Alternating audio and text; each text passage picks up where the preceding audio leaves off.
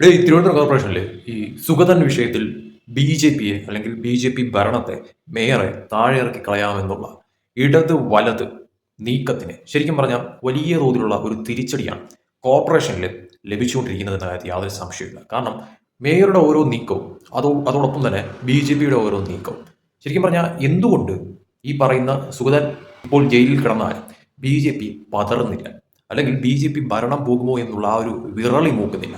പകരം വിറളി മൂക്കുന്നത് ആർക്കാണ്? ഈ പറയുന്ന ഇടതുപക്ഷത്തിനും വലതുപക്ഷത്തിനും. അതിനൊറ്റ കാരണമേ ഉള്ളൂ. ഒന്ന്, ഭരണം പിടിച്ച് താഴെ ഇറക്കിയിട്ട് അവർക്ക് ആ കസേരയിൽ കയറിയിരിക്കണം എന്നുള്ള അതിമോഹം. പിന്നെ ബി.ജെ.പിയുടെ കാര്യം നോക്കിക്കഴിഞ്ഞാൽ ഇവരിനി എന്തൊക്കെ തരം കൂത്താട്ടങ്ങൾ കാണിച്ചാലും ആ ഭരണം പോകില്ല എന്നുള്ള ആത്മവിശ്വാസം. അതിന് കാരണങ്ങൾ പലതുണ്ട് എന്ന കാര്യത്തിൽ യാതൊരു സംശയമില്ല. പ്രത്യേകിച്ച് ഈ സുഗതൻ വിഷയത്തിൽ പല തരത്തിലുമുള്ള കളികൾ നടന്നിട്ടുണ്ട് എന്ന് തന്നെയാണ് ബി.ജെ.പി തന്നെ ആരോപിക്കുന്ന കാര്യമെന്ന് പറയുന്നത്. അതായത് സുഗതനെ എങ്ങനെയും കൊടുക്കണം, സുഗതനെ എങ്ങനെയും അകത്തിടണം എന്നുള്ള ഇടത് വലത് ആഗ്രഹങ്ങൾ. പക്ഷെ അന്തിമ തീരുമാനം അത് കോടതിയുടേതാണ്. ഇനി സുഗതൻ തിരിച്ചു വന്നാൽ ഈ പറയുന്ന തോതിൽ എന്റെ കൊക്കിന് ജീവനുണ്ടെങ്കിൽ സുഗതൻ കോർപ്പറേഷനിൽ കയറത്തില്ല എന്നൊക്കെ പറഞ്ഞുകൊണ്ടുള്ള വെല്ലുവിളിച്ചവരുണ്ട്. അത് ശബരിനാഥനാണ്.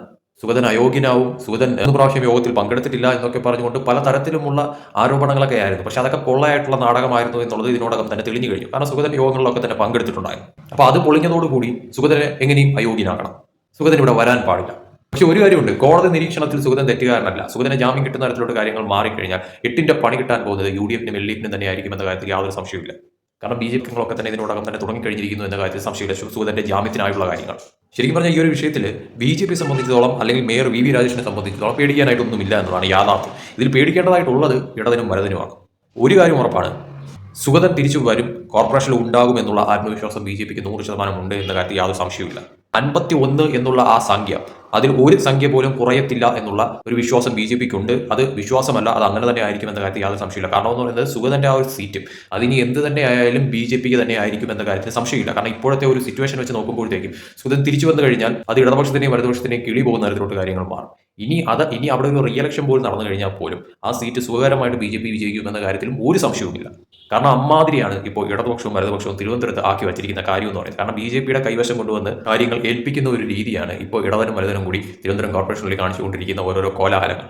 ശരിക്കും ഉപയോഗപ്രദമാവുന്നത് അല്ലെങ്കിൽ നേട്ടമാവുന്നത് ബി.ജെ.പിക്കാണ് അല്ലെങ്കിൽ സംഘികൾക്കാണ് എന്ന് തിരിച്ചറിയാനുള്ള ബോധം പോലും ഇപ്പോൾ ഇടതുപക്ഷത്തിനും വലതുപക്ഷത്തിനും നഷ്ടപ്പെട്ടിരിക്കുന്നു. എന്തായാലും സുഗതൻ വിഷയത്തിൽ ബി.ജെ.പിക്കെതിരെ നടത്തുന്ന ഈ ഒരു നീക്കങ്ങൾ ഇടതുപക്ഷത്തിന്റെയും വലതുപക്ഷത്തിന്റെയും അതൊക്കെ ശരിക്കും പറഞ്ഞാൽ വെള്ളത്തിൽ വരച്ച വരയാണ് എന്ന കാര്യമാണ് എടുത്തു പറയേണ്ടിയിരിക്കുന്നത്. കാരണം ഒരു ചുക്കും അവിടെ സംഭവിക്കാൻ പോകുന്നില്ല. ബി.ജെ.പി അവിടെ ഇനി വരുന്ന 5 കൊല്ലം ഭരിക്കുകയും ചെയ്യും. അത് 51 സീറ്റുകൾ എന്നുള്ള തരത്തിൽ തന്നെ കാര്യങ്ങൾ മാറുകയും ചെയ്യും. സുഗതന്റെ കാര്യത്തിൽ പോലും ബി.ജെ.പി സംബന്ധിച്ചോളം അവർക്ക് പേടിയില്ല എന്നുള്ളതാണ് യാഥാർത്ഥ്യം എന്ന് പറയുന്നത്. നിലവിൽ തിരുവനന്തപുരത്ത് ഉണ്ടായിരിക്കുന്ന ഏറ്റവും വലിയൊരു കാര്യം എന്ന് പറയുന്നത് ഇടതുപക്ഷവും വലതുപക്ഷവും രണ്ടല്ല, ഒന്നാണ്, ഒരു നാണയത്തിന്റെ 2 വശങ്ങളാണ് എന്നുള്ളത് ജനങ്ങൾ തിരിച്ചറിയുന്ന തരത്തിൽ അല്ലെങ്കിൽ ജനങ്ങളെ തിരിച്ചറിയിപ്പിക്കുന്ന തരത്തിൽ അവർ തന്നെ കാര്യങ്ങൾ മാറ്റിയിട്ടുണ്ട്.